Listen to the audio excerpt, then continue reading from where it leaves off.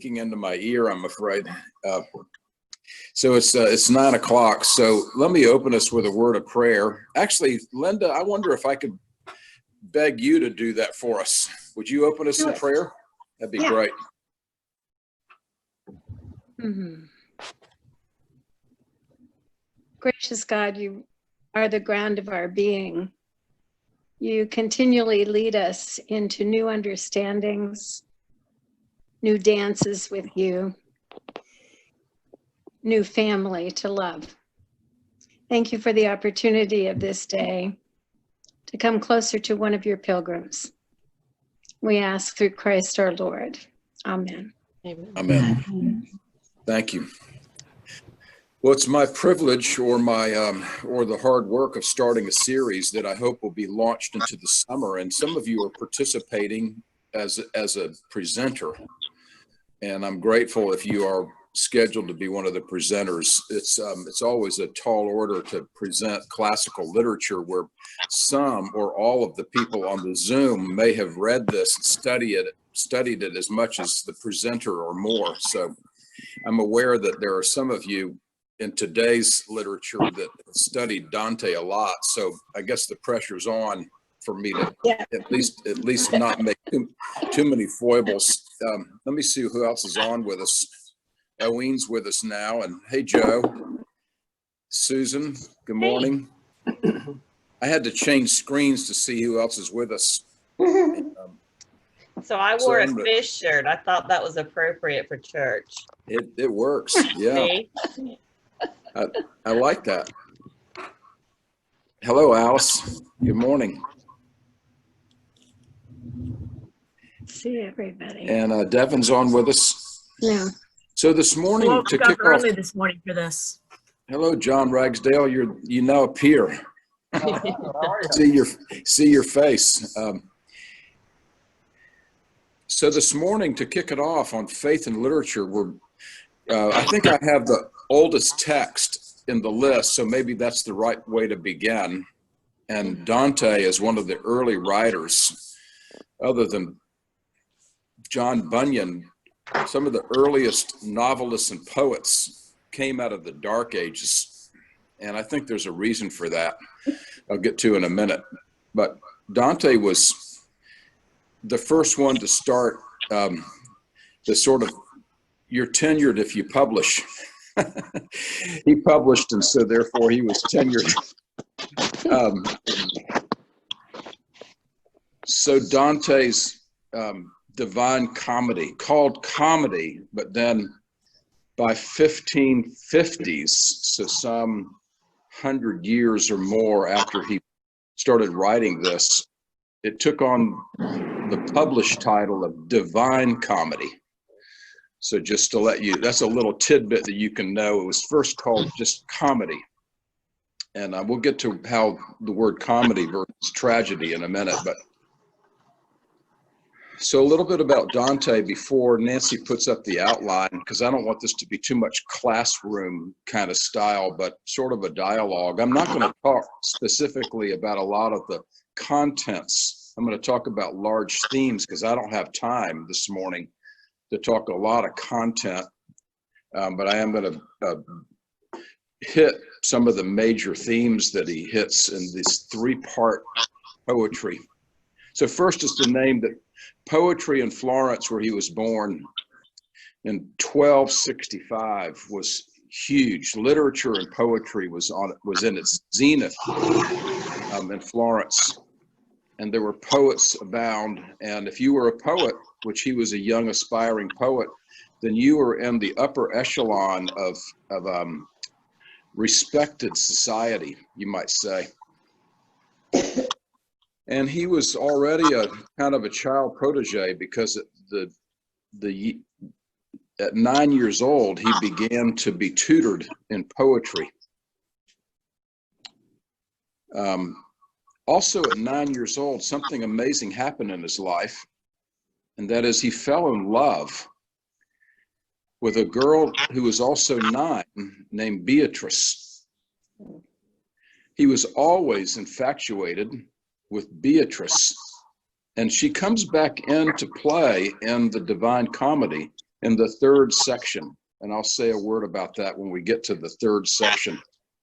But he never publicly declares his love for Beatrice, although they grew up together, went to school together. And then some people think he still knew of her as an adult. But he has an arranged marriage to Gemma. And I think he's not ever sure that he's in love with Gemma. He's always in love with Beatrice. But he and Gemma have 3 children together. And he grows up in a very affluent family that essentially lost it all. So they went through a financial downturn, maybe like we're in now. They were very affluent, and then they almost lost it all. And so he was no longer from an affluent family when he begins to write as an adult. He becomes a politician as well. So he's one of 6 sort of regional mayors, you might say. I would say more like the city council of Jacksonville that's separated by regions. He was one of 6 regional leaders in Florence. It was an elected position. And he got into a citywide conflict where there was sort of 50% on one side of a conflict and 50% on another. And his 50% lost. When you delve into history and wonder, well, what was the conflict? No one can quite remember. A little tidbit, if you go to Charleston these days and you find out, well, St. Michael's and St. Philip's Episcopal churches are these enormous, wonderful, historic churches in Charleston, are 2 blocks from each other. One was built in the 1660s and one was built in the 1670s. You have to ask, what happened? Well, they got into a church fight in the late 1660s, and half of the congregation got upset and went 2 blocks away and started St. Michael's. They built St. Michael's. And then when you ask Episcopalians in Charleston, what was the fight about in the 1660s that caused you to separate your churches? They don't know, is the answer. So it tells us anytime we have a local squabble, don't take it too seriously, because 100 years from now, you may not remember what the fight was about. They don't know what the fight was about. They just have these 2 enormous churches in Charleston. And a similar thing happened in Florence. Well, he's exiled, Dante is, and he doesn't, seemingly he never returns to Florence after that, and it breaks his heart. So heartbroken and away from his home, in 1312, he begins to write the comedy, or later called the Divine Comedy. Important that he comes out of the Dark Ages and he's not yet in the Renaissance. So he fits right in between the Dark Ages and the Renaissance. He's sort of a transitional character, you might say. And so let me pause and say I'm hearing some background noises. It's probably better if you hit your red button. Then come on when you want to say something.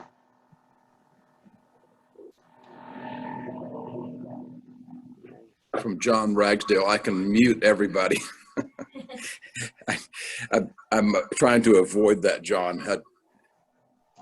But anyway, so he's the first one. This is a sign of coming out of the Dark Ages and into the Renaissance. He's the first one to write in vernacular, local vernacular. Everybody else wrote in Latin up to his point. He writes in his local dialect. So he comes close to the heart to our own faith, because we're the first European Christians. No. Hello. We're the first European Christians, meaning back to England's day. I said no. Someone needs to hit their red button. HP laptop. Who is it? HP laptop. It's only showing up as HP laptop. HP laptop is showing up, Nancy says. Anyway. So he writes in a Tuscan dialect, and that's not unimportant because he's then widely read. The common people can get their hands on this. He doesn't have the printing press yet, so again, it's not available to everybody. But there's a wider readership because he writes in the local Tuscan dialect. In the Divine Comedy, he puts himself into the story, into the poetry, and he's called Pilgrim, of course. And what he does is a very clever thing, is he, out of the three central places or natures that he talks about, that is hell and purgatory and then paradise, he has three guides. He has two guides, actually, and three stories. And Virgil, another poet, famous poet, is his guide in the first two. Virgil is his guide in hell and in purgatory, and then strangely then, his third guide in paradise is named Beatrice. So he calls upon his first love to be his guide in paradise. He calls this the comedy because in his day, tragedy is a story that starts good and turns bad. And comedy is a story that starts bad and turns good. That's the easiest way to define. There's more to it than that, but that's the easiest definition between a tragedy and a comedy. So he doesn't mean ha-ha, humorous comedy. He means a story that begins in crisis and ends in redemption. He writes the story as it appears in 1 week, one important week, and that's Holy Week. He imagines the story happening all the way from Palm Sunday through Easter morning.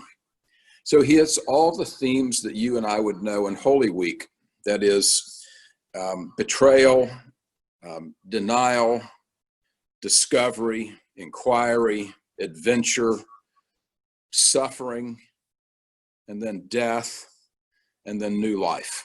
All of the themes that you and I know in Holy Week appear in the Divine Comedy.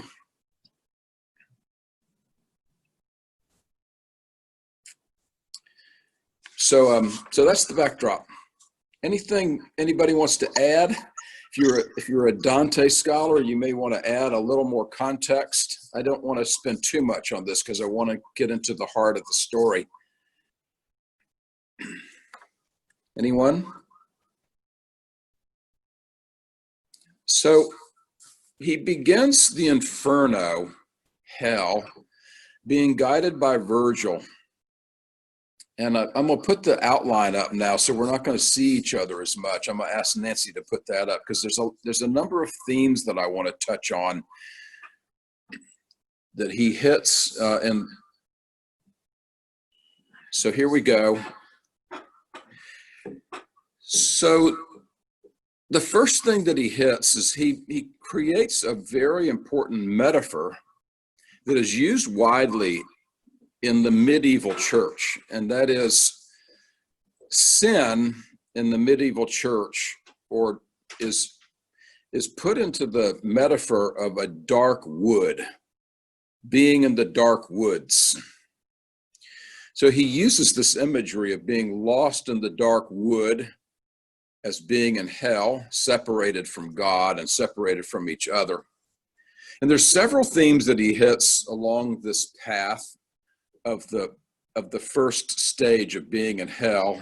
One is he talks about the memories of home, or what we might call belonging.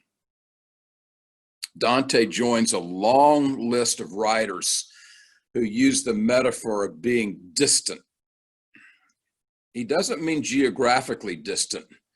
He means distant in terms of the heart's place. So we're in a dark wood. We're lost. We're distant from God and from each other.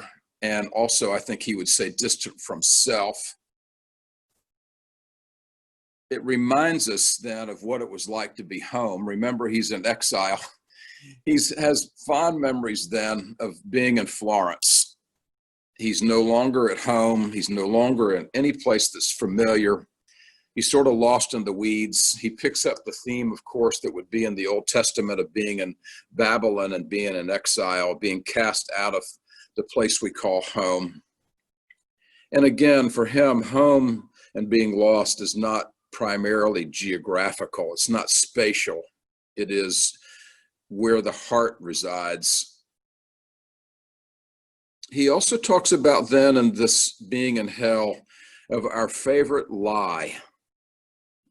Virgil helps him discover our favorite lie is that we're self-sufficient, that we can be an island, that we have enough within us to live a healthy, fruitful life separated. That's our biggest lie, according to Dante. And of course, the Bible calls that idolatry. When you and I try to make it on our own, when we claim ourselves to be our own God, that goes all the way back to Eden, of course. There's three realities that confront Dante as the pilgrim in the midst of the favorite lie. One of the confrontations is that he discovers that we were made to live with God, that our very nature is not at peace unless we're in communion with God. If we're separated, then you and I are anxious and we're distraught and we're full of angst, and life is not peaceful and life is not meaningful. We're cut off from our main source, you might say, or as Linda mentioned in her opening prayer, from the ground of being, using a Tillich image. We were made to live with God. He also discovers that all of us in some way have drifted away from that home. Every human being finds themselves at one point or another adrift. And when we are adrift, then we know we're separated and we're living some portion of hell. And the third thing that he discovers in this favorite lie of ours that we're self-sufficient is when we begin to return, that is, turn from hell and want to take care of the gap of the distance, we cannot return to Eden. That's an important matter that he taught, that he's the first one to declare we can't return to Eden. So when we get to paradise, we're not going back to Eden. We're going forward to whatever is a fulfilling life with God. A third thing he discovers in the dark wood is homesickness. I don't know if you ever went to camp as a kid. I went to camp a lot. I loved camp. And because I love camp, I have to say, I never told my mother this, but I really didn't ever have homesickness like a lot of kids did. I loved being at camp. I loved all the activities of camp. Maybe I was glad to get away from home for a while. I don't know, but counselors at camp know just about exactly when a child is going to start crying. They're trained to know about this. It's usually about the second or third day. Children have these weep sessions, and you know what they're invited to do? They're invited to write home.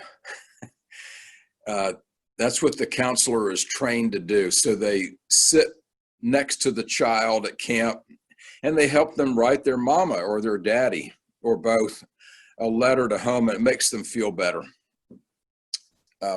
Homesickness is one of those things that everybody's known from time to time. What is homesickness about, according to Virgil as the guide of Dante in hell? It is that we lose our sense of identity and our purpose and our meaning. So let me put this into a present day statistic. This is not about Dante now. This is about Americans in 2020. I don't have a statistic on the pandemic yet, except how many people have sadly died. But last year in 2019, the statistic is 43 million Americans move every year. So we have 325 million people in our country. So think about this, 43 million of us move every year. That's 16% of the population. The average American in 2019, the statistic says, moves 14 times over their lifetime. Isn't that amazing? So you talk about homesickness. Is it any wonder that Americans are wondering, where is home? Where am I going to find my identity and my purpose when we're on the move so much? And again, this is not just for Dante spatially, although he does miss Florence, let's be honest. So he doesn't mean finally place, but I think he also is missing place. I think he might be in a little denial myself. But the other thing that's interesting about that statistic is in 2019 is this person who did the research, who was from Columbia University, then also goes into those lists where we list the 10 best places to live in America. And we all kind of yearn to live in those places. But what they found out is that 80% of the people who move to those places, those 10 best places, they're not happy. So even in sort of the marketing of where home might be, of where you and I would find our happiness, 80% of the people who move to the 10 best places that are defined by Americans of the best places to live, 80% of them are not happy when they're living in those places. So obviously happiness is not found in what the marketing tells us would be home. A fourth then theme in hell, or in the separation for Dante, is then searching for our place. What is the right road for Dante? And what is the right road for us? Let me appeal for a moment apart from Dante and say that when Jesus, in the Sermon on the Mount, when Jesus is talking about blessedness, blessed are the meek, blessed are the poor in spirit, etc. When he talks about blessedness, he really is also talking about where you and I find our sweet spot, you might say, our place of identity, our place of homecoming. It's interesting that Jesus uses a Hebrew word called ashrei in that text.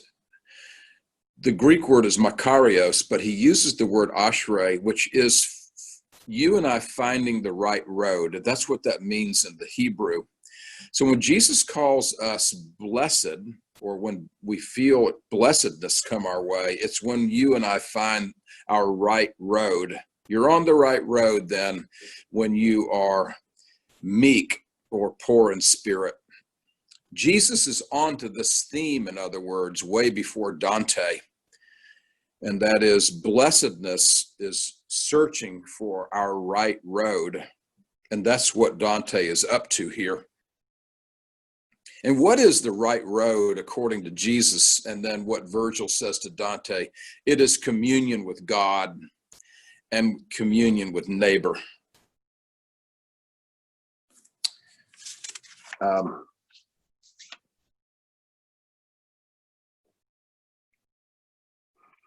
I'd like to stop because I don't want to just keep talking. Any comments so far about this, some of the themes that Dante discovers in hell and the inferno?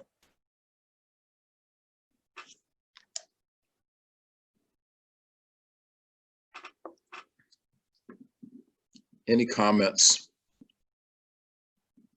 Okay, let's move on then.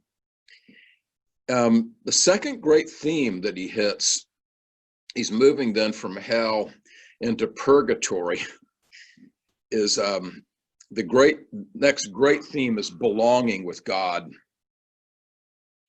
It's a narrative journey. It's not so much a map as it is a journey. You know,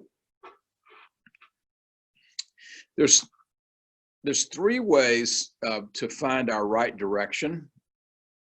Let's say I went into a part of Duval County that I didn't know very well. Let's say for me, that would be out towards the beach, in between downtown and the beach.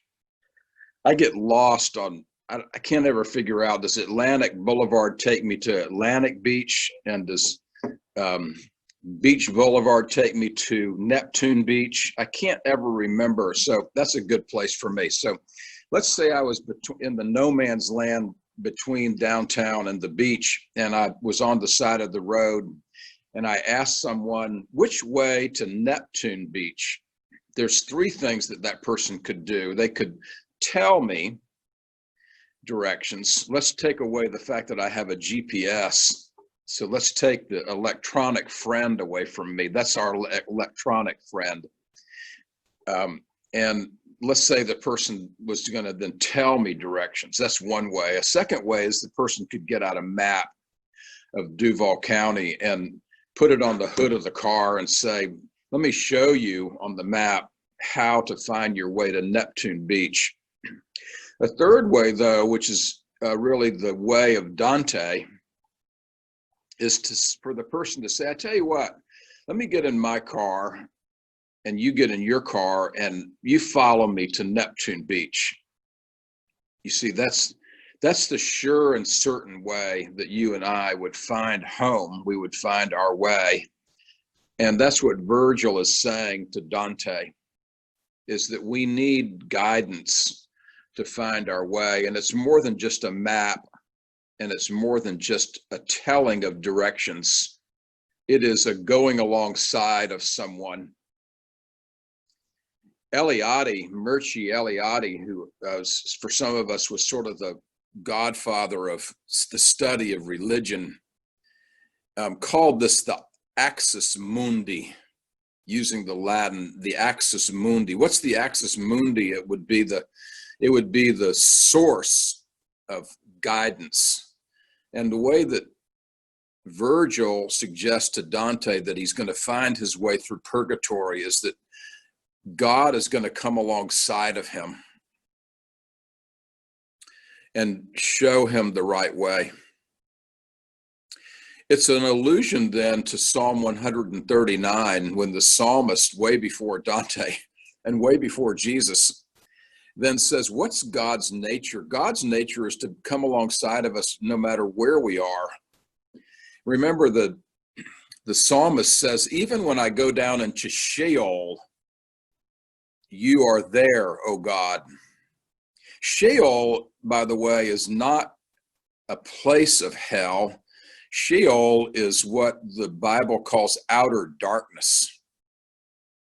That's a better image than, remember, we're back in the dark, we're in the dark woods. Outer darkness for Dante then is not it's not spatial, it's a place of being. And so he's realizing through Virgil that God is going to come along as a companion. He's discovering several things in purgatory.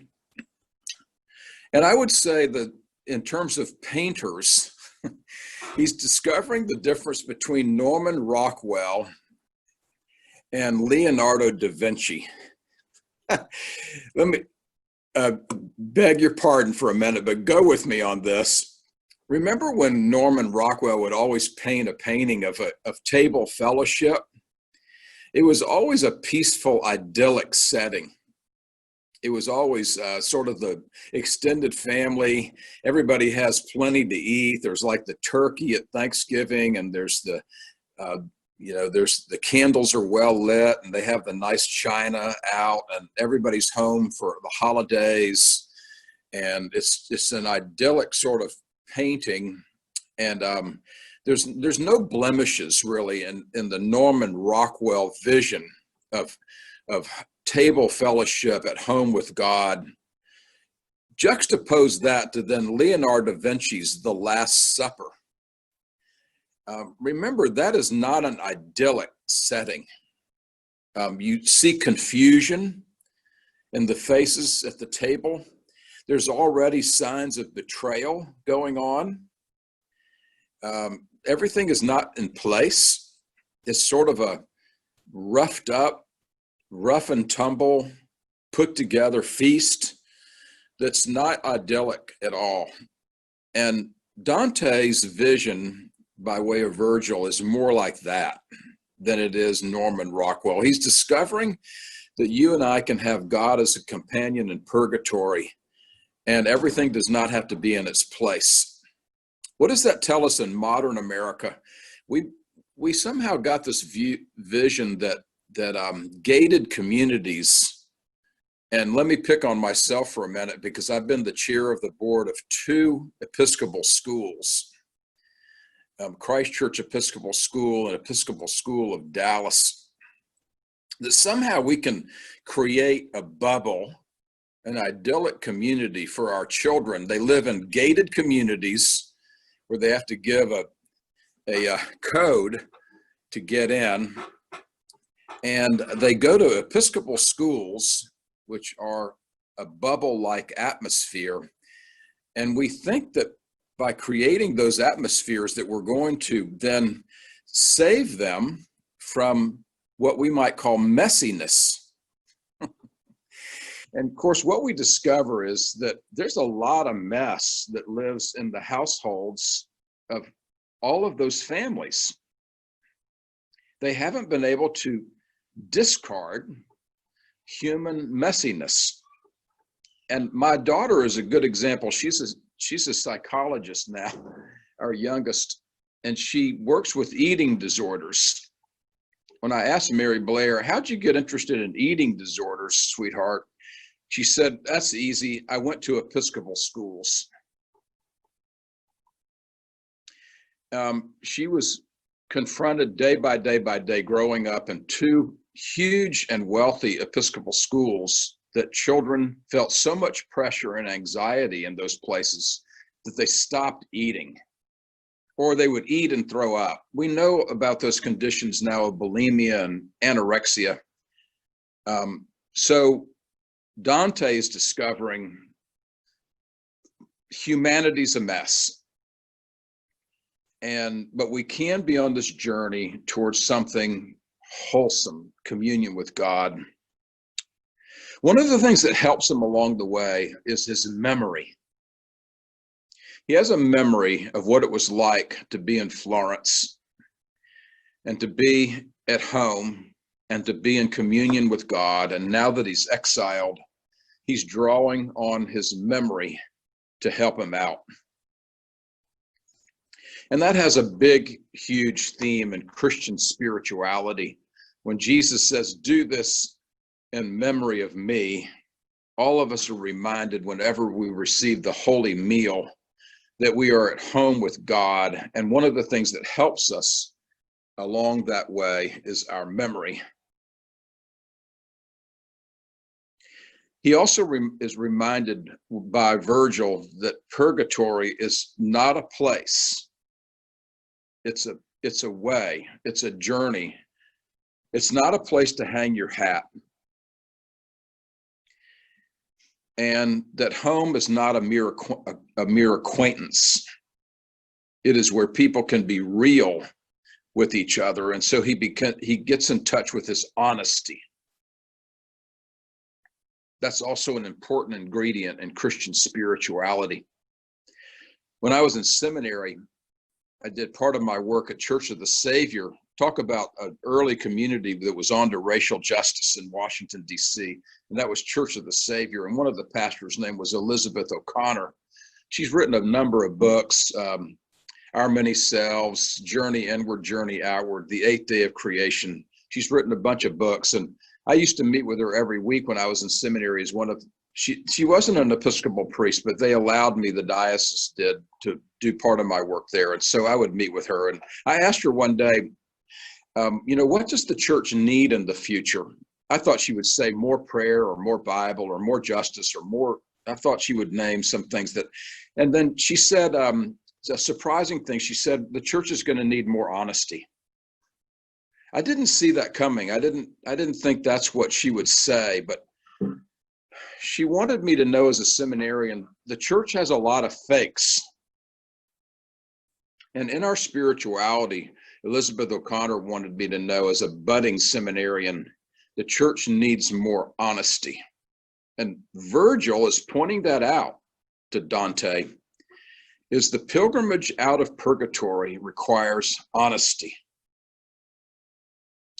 And you notice that later on, Saint Benedict, when he came along and put together his rule of life, one of the Benedictine hallmarks is an honest approach to God. And that we don't finally find home until we come clean, we might say, with ourselves. And that's true in AA, isn't it? To get in touch with an addiction, AA teaches you've got to come clean with yourself and be honest before God and before your neighbor. Another theme in purgatory for Dante is he begins to meet up with then not just God, but with the persons of God, the triune God. He begins to understand in this journey that God is expressed in different ways. And we would know that today on Trinity Sunday, wouldn't you know that? And Dante calls this Lady of Grace. Isn't it interesting that Dante uses a feminine imagery to talk about the triune God? Then in his realization, he calls the triune God Lady of Grace. He pulls this, though, from the wisdom literature, from Scripture. He's aware of that there's a feminine quality to the Old Testament, we would call it, the Hebrew Scriptures, that has within it the wisdom literature. And it's wisdom that meets us in our worst places, our bad hair days. And we probably would say that in our own growing up. In my worst hair days, I have to say, growing up, my father was not the one who I would name that came alongside of me, but it was my mother who came along with wisdom. In my growing up, my father was the disciplinarian, and my mother was the carrier, we might say, of the wisdom. My father gave us lessons, but my mother was the conveyor of wisdom. So I would kind of rhyme in with Dante and say, yes, I could see this as a lady of grace. He's not the first one, by the way, who discovers this wisdom on the journey.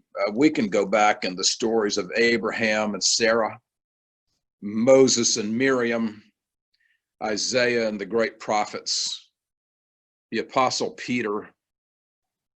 There were other people who were on tough journeys that discovered this wisdom. I need to move on, though. As he moves out of purgatory, he begins to discover that he's on a nomadic journey. It's a complex journey. He talks about 3 different kinds of pilgrims then. He's called Pilgrim, remember. He remembers that there's a thing called a settler. There are people who stake a claim in homeland, but they stubbornly never move from one place to the other. They don't have any change. The settler is at home, but the settler never goes through transformation. He decides he doesn't want to be a settler. He then discovers there's a thing called an exile.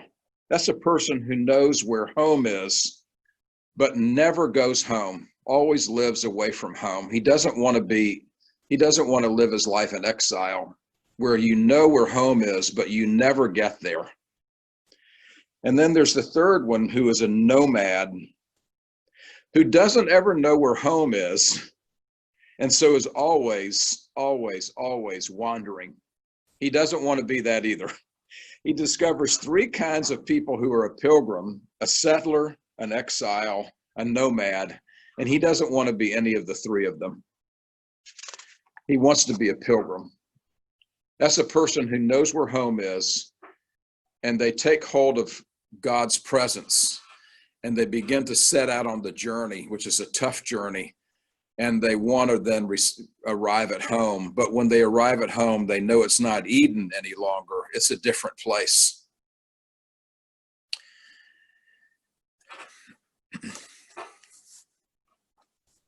So as he's journeying, he discovers also that there's some parts of the self that he thought were part of his self that he's going to lose along the way. And that's a good thing, actually. There's some parts of ourself that we might call the extra baggage. There's also a loss of some things in community that he discovers are good to lose.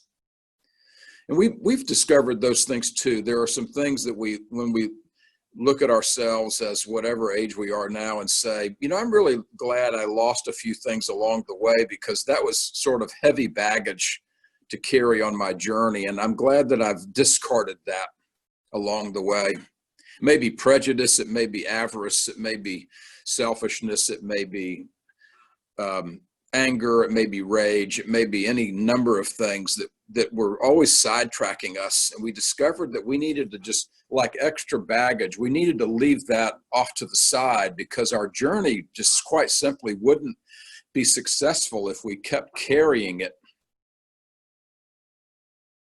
There's all kinds of metaphors about that. Last time I traveled, I went to SEEP conference in February. It seems like a year ago now, but I went to Louisville with some other people from St. John's Cathedral. And, you know, the luggage, when it comes off the rack from the airlines, comes down from the chute. And there was one piece of luggage that was huge, enormous piece of luggage. And it was taped and had those elastic wraps around it. And there was all kinds of clothing in this luggage that was all falling out, shirts and socks, and everything wasn't in the luggage. That's a good metaphor for what Dante is experiencing in his journey out of purgatory towards what we might call the home. Is he's discovering that there's some things in the loss of self and loss of community that are good to lose. He also discovers that in this journey, you and I can get weary. And there's a lot of soul searching. And we might say that about the journey of racism right now. What we discovered in this journey is it's an arduous and long and sometimes wearisome journey. It sure is for the African American community. They've been shouldering most of the burden for over 400 years, but it's also weary for a lot of us who've been working on this for a long time. We thought we had turned a lot of corners, and then we discovered this past week, oh my God, we still have a long way to go on this journey, and we've got to say, okay, here we go. We got to keep at it. And it's kind of a wearisome journey for Dante, where we're living between the past and the not yet future. There's storms along the way. The road is uneven. Sometimes we trip and fall. And then the last journey is paradise for Dante. He's led not by Virgil, but as I mentioned, by Beatrice. He goes through all of the events then of Holy Week and discovering Easter morning.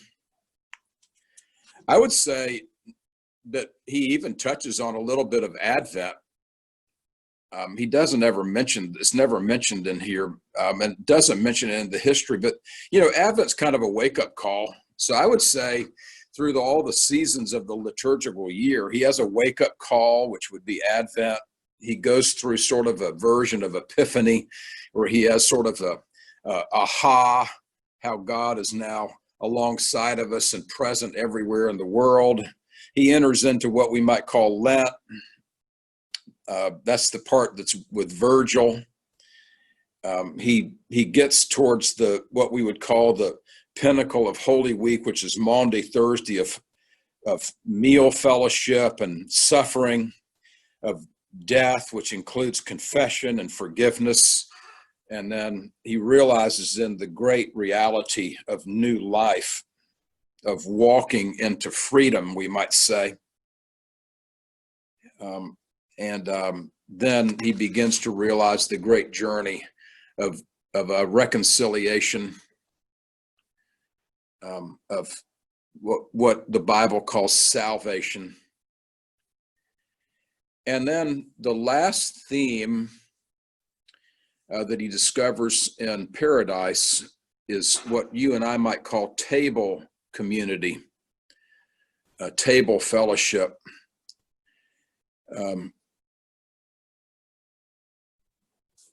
I've missed a lot of themes because I don't have enough time. There's other themes, way back in the second stanza when he's in purgatory, Virgil carves 7 peas like pilgrims on his head, his forehead, which are the 7 stages of repentance, of turning around and coming into communion with God. Isn't it interesting that he uses the same metaphor that we use in baptism when we're marked as Christ's own forever? He marks his forehead with 7 P's, which leads him out of purgatory and leads him into the last stage of salvation, or paradise. Remember, paradise for Dante, as he's guided by Beatrice now, is not spatial. It's not geography. It is communion, or home communion with God. We know so much about that at the altar as Episcopalians. That's the Divine Comedy, folks. It's now 12 minutes until 10 or till 11. Kate's gonna, oh no, I'm sorry, it's till 10. I have enough time, but I don't want to carry us too much, but I want to stop now. I don't have to be there till 11. I've remembered now, so I have time. So let's have conversation. I've done enough. Themes that in the Divine Comedy that you'd like to pick up or say more about, or I hope I've done justice to what is a hallmark piece of literature in the history of Christian spirituality. I have a question, Father Bob. Yes. Do Episcopalians believe in purgatory? It depends on what day you're talking to an Episcopalian. Well, I'm asking you today. if you're homeschooling your children and it's the 5th week of homeschooling your 5th grader, then you know something about purgatory. It's a place between heaven and hell where people go to suffer for their sins. And I would say that's probably a range of purgatory, but we don't hold to the idea that individuals go to a spatial place of suffering between the time we die and the time that we're received into full heaven. Episcopalians don't have that version of what we would call cosmology. The way we would see it, Susan, let me use a diagram or a metaphor for a moment. Remember, Jesus picked up a philosophical idea of time that was both known in the Hebrew world and also in the Greek world. So his genius is that he pulls out of his own environment, and he would have an understanding, at least, of what you and I would call linear time, or chronological time is probably a better way to put it. because the word chronos is built on chronological time, which is built on time that goes from one point to another on a linear line. That's the way you and I understand our life. We were born in whatever year, and we die in whatever year, and all these things happen in our life along the way, right? So we would say back in 1968 we had race riots in Detroit. That's how we would talk about our linear line. Then there's also cyclical time, or what is called kairos time. That's a time that doesn't have a beginning or an end. So go with me for a minute. Let's say Bob Dannals, let me give some grace for myself. It's 2020. Let's say I die in 2040. That gives me 20 more years. That's nice. So I'd be 85. That'd be nice. I'd like to have 20 more years. I don't know if I'll be granted that gift, but let's say 2040 is when I die. Then what happens to Bob Dannals in 2040? In linear time, we know that I'm no longer on the linear planet that we know. But what happened to me? Did I go to purgatory, or what happened? So I think Episcopalians think that I went from one spatial time, linear time, to kairos time.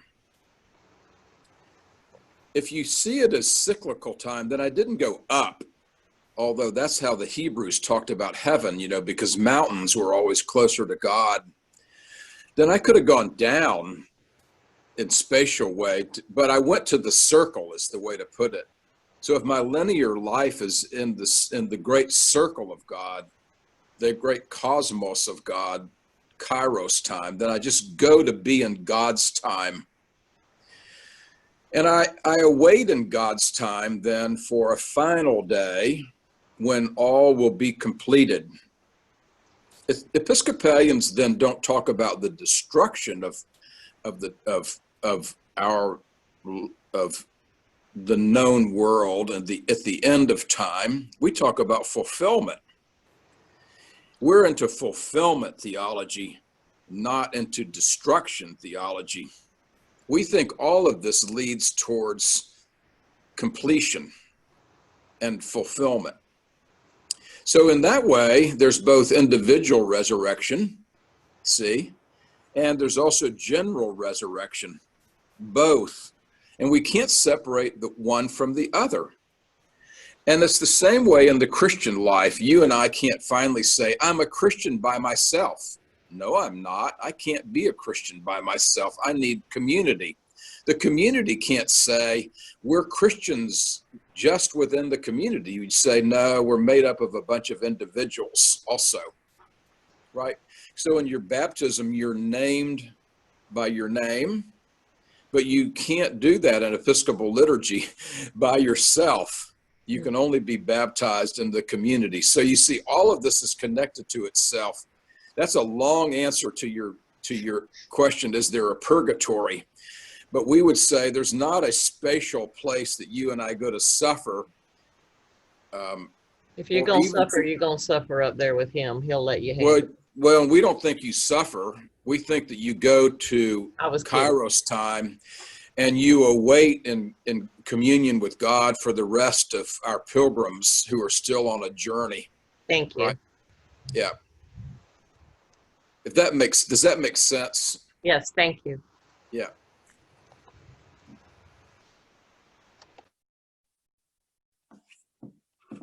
Can you say a little bit about Dante the poet writing as Dante the Pilgrim?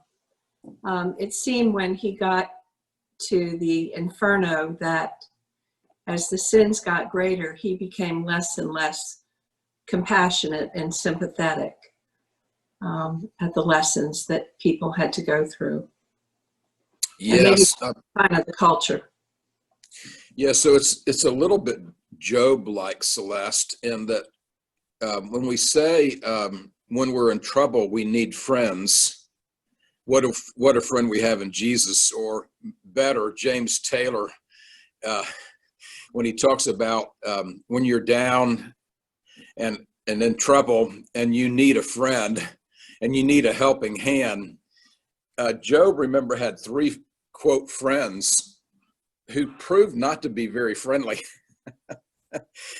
Remember, they were full of instruction. They were full of also judgment and guilt. They said the reason you're suffering is because you must have done something wrong. Wasn't very friendly, actually. That's not the kind of friend you and I need when we're in a bad place. So yes, Dante's discovering that there's two kinds of friendship. One is not really friendship, and that's sort of the judgmental side of the Christian pilgrimage, when people come along and say, straighten up and fly right, like my father used to say to us. I mean, I didn't really know what straighten up meant, and I didn't know what flying right meant. But if I didn't know, he was right ready to teach me. But I have to say, it wasn't very friendly. It wasn't what Dante discovered as wisdom of what he called Lady Grace. Right. So, his mother died when he was 10 years old. And that's important in his biography.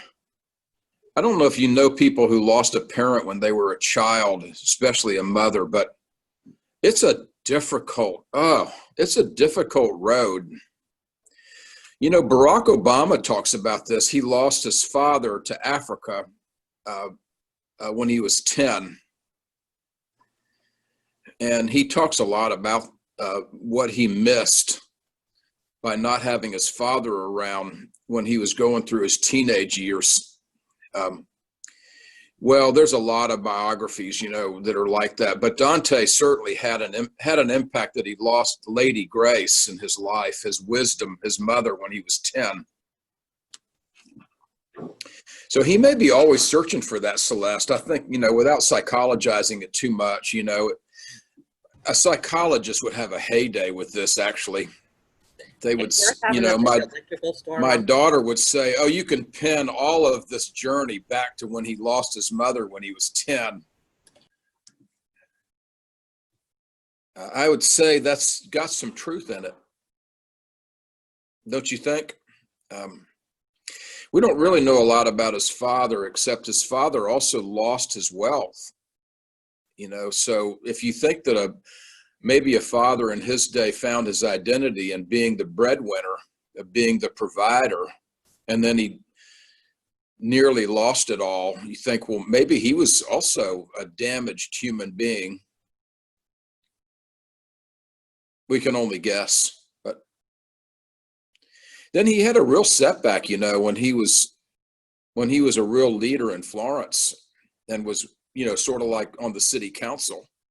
Be like if the city council in Jacksonville got into a big food fight and they said to half of the city council, you have to go live in Brunswick for the rest of your life and you can never come back to Jacksonville. Well, and if you want to add to it, I want to pick on Brunswick for a minute. And then you had to live next to one of the paper mills in Brunswick and smell that smell the rest of your life. When we used to visit family, when we lived in South Carolina, our youngest, Mary Blair, she was a little tyke, and she would be asleep in the back of our minivan, and we would be driving through Brunswick, and she'd say, well, we must be in Georgia, because she'd smell that paper mill, and we'd say, sweetie, all of Georgia does not stink. It's just this part of Brunswick. So we have our own paper mill, by the way, in Fernandina, and we also have one in Palatka. So we don't have to pick on Brunswick. Anyway, back to that though, Celeste. I think that's maybe some of what's going on between the poet Dante and then what he's spinning out.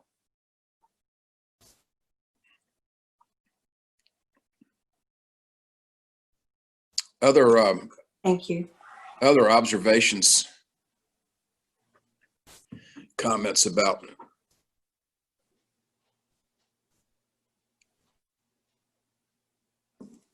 Well, certainly what this leaves us, where this leaves us is that like good classical literature, is it doesn't try to answer all of our questions, but poses rather the invitation to a journey, to a pilgrimage for our own life. Yes, there are some themes that it suggests that you and I might touch upon along our way. And insofar as our pilgrimage is Christian, and that we would say it's a pilgrimage of Christian spirituality, I'm not sure that we can get more to the heart of the matter than saying it's a pilgrimage that is located in Holy Week, from Palm Sunday through Holy Week, including Maundy, Thursday, Good Friday, Holy Saturday, and Easter Sunday. But why is it that we're so captured by that week?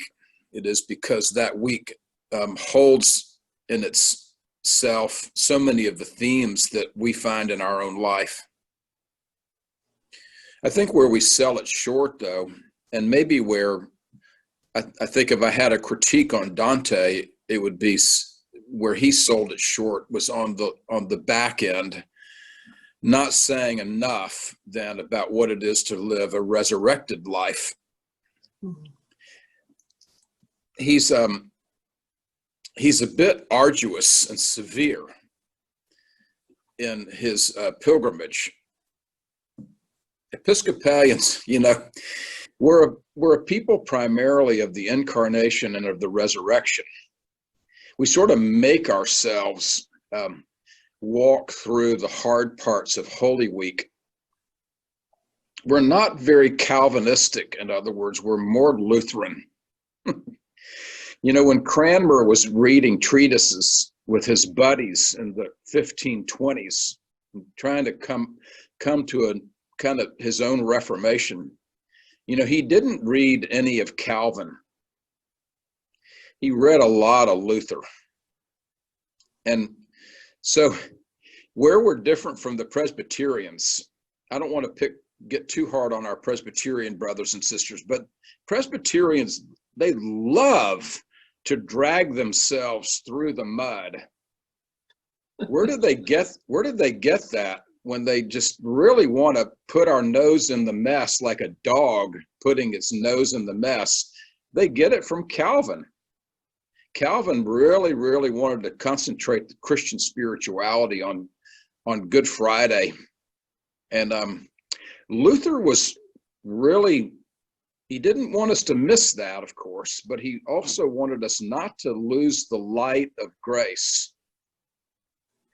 And you notice when we redid the prayer book, I'll finish with this. In the old confession, we used to say, and we are miserable sinners. Remember, we used to use the word miserable sinners.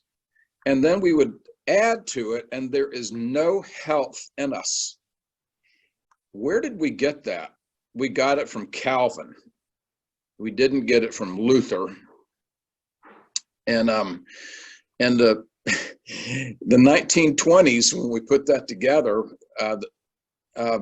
the theologians in the 1920s were really into wanting us to face up. Okay, face up to your messiness. And we want to really get your attention by calling you a miserable sinner. And we want you to know that there is no health in you. Well, then we came to the 1970s and we thought, let's concentrate also on grace and remember that we weren't totally despicable in the fall.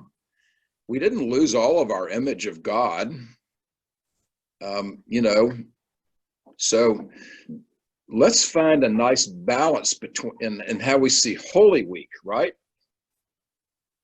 And so I think Dante, if I had a critique on him, it would be the same critique I would have on the 1928 prayer book. And that is, okay, we get it. 2/3 of your poetry is about hell and purgatory, and only 1/3 of it is about paradise. Let's even it out a little bit, maybe make it 50-50. Okay? So good graces on your journey.